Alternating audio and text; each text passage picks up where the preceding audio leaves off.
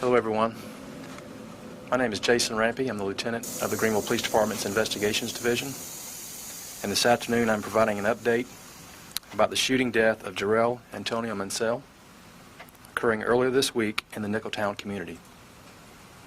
On the evening of Wednesday, July 3rd, the Greenville Police Department Communications Center received multiple 911 calls from residents of Forest View Apartments that one or more individuals were shooting and that someone was injured. When officers arrived, they found 29-year-old Jarrell Mansell lying in the parking lot, critically injured by a gunshot to his chest. Officers, then paramedics, rendered aid to Jarrell, but despite their best efforts, he did not survive his injuries. Witnesses provided investigators with the details that suggested Jarrell had been in an argument with another adult male that quickly escalated to gunfire. Based upon many witness statements, investigators do not believe the encounter between the two men to be random. It seems the men knew each other. Following the shooting, officers located a vehicle unlocked and running nearby. Registration information provided officers the name of the owner, a man who lived just blocks away from the crime scene. With this information, detectives visited the home several times, but the man was not located. Over the next several hours, investigators spoke with the man's family, asking and encouraging him to come forward to speak with investigators. Earlier this morning, at approximately 2 a.m., the man contacted the Greenville Police Department asking to speak with detectives. When detectives arrived at the man's home to speak with him, he was cordial and cooperative, even surrendering what we believe to be the gun used in Jarrell's death. After a few minutes of conversation, the man stated that the shooting was in defense of his own life. But based upon physical evidence and witness statements, we do not believe that to be true. As such, our investigation has resulted with Nicholas Jamar Dillard, 29, of Men's Avenue, Greenville, being formally charged with murder and possession of a weapon during a violent crime.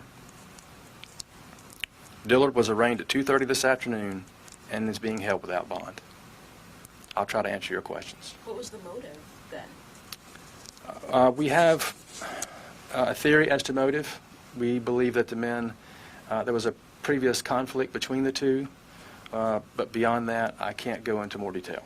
Do you know what exactly their relationship was? We don't know with certainty. What was the life-saving efforts like for law enforcement? How did they try to save Jarrell? Over the past few years, I'll tell you that the police department, law enforcement in general, has really been better trained, better equipped in life-saving techniques. With the equipment we have, the training we go through. When the officers arrived and discovered Jarrell lying in the parking lot, they applied what we call a chest seal to Jarrell and also performed CPR trying to save his life. But his injuries were so critical that he succumbed to his injuries and died. Do you anticipate any additional charges or arrests? Not at this time. We think that Mr. Dillard was the only one involved. If we learn that others were involved, then other charges may result. How many homicides have there been in Greenville so far this year, and how many have been solved? This is the city's second homicide during 2019. Both of those homicides have resulted in arrest. Can you talk a little bit more about that effort by GPD to? Sure. We have a great group of investigators, but it requires help from the community. And in both cases, it requires people coming forward and providing information that is useful. And both of the cases, both of our homicides, we had people that came forward and provided information that was critical, that was needed to charge those involved. What's your message to other people in light of any other incident that might happen but might be afraid to come forward out of fear of ramifications? I think that's understandable. That's natural.